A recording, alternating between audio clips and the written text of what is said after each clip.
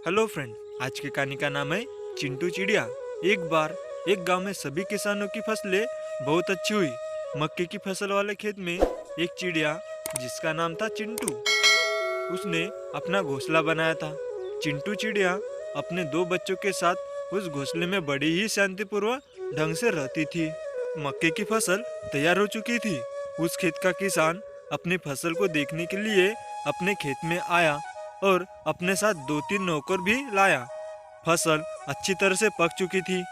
अंत किसान ने अपने नौकर से कहा, हमारी फसल बिल्कुल तैयार है।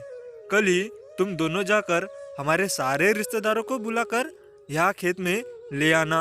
हम कल ही सारी फसल काटेंगे। नौकर ने हामी भरी और सब खेत से वापस अपने घर चले गए।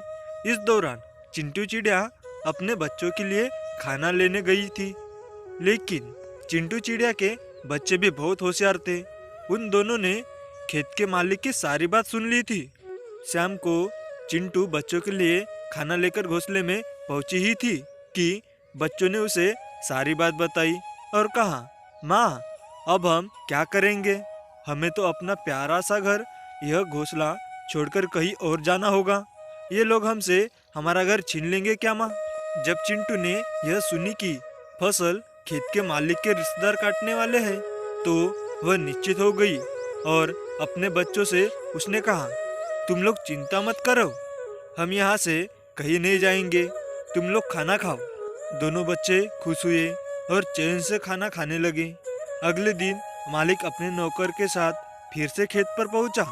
उसने देखा कि उसका एक भी रिश्तेदार वहाँ खेत में फसल काटने के लिए नहीं आया था। वह निराश हुआ और इस बार उसने नौकर से कहा, कल तुम लोग सारे पड़ोसियों से कहना और सबको फसल काटने के लिए यहाँ बुला कर लाना। नौकर राजी हो गए। वह तीनों फिर से घर की ओर चले गए। इस दिन चिंटू चिड़िया अपने बच्चों के साथ अपने घोंसले में ही थी।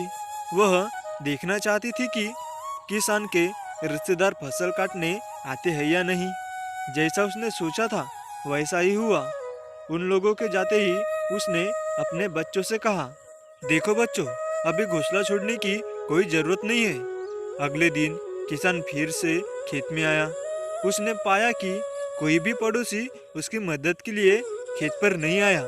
उसने कहा, बस बहुत हुआ, अब मैं अपनी फसल स्वयं काटूंगा। वह फसल काटने की तैयारी करने घर चला गया। इस बार चिंटू चिड़िया ने अपने बच्चों से कहा, बच्चों, अब हमें तुरंत यह घोंसला छोड़ देना चाहिए, क्योंकि इस बार यह फसल कटनी ही कटनी है। वे अपना घोंसला छोड़कर एक बड़े पेड़ में चले गए, जहां उन्होंने एक नया घोंसला बनाया और शांति से वहीं रहने लगे। कहानी की शिक्षा, अपना कार्य स्वयं करें, दूसरों के भरोसे न रहे। इससे आपका भी नुकसान होता है और आपके कार्य का भी। और कहानी अच्छी लगी हो तो लाइक शेयर करें और चैनल पर न हो तो चैनल को सब्सक्राइब। Thank you.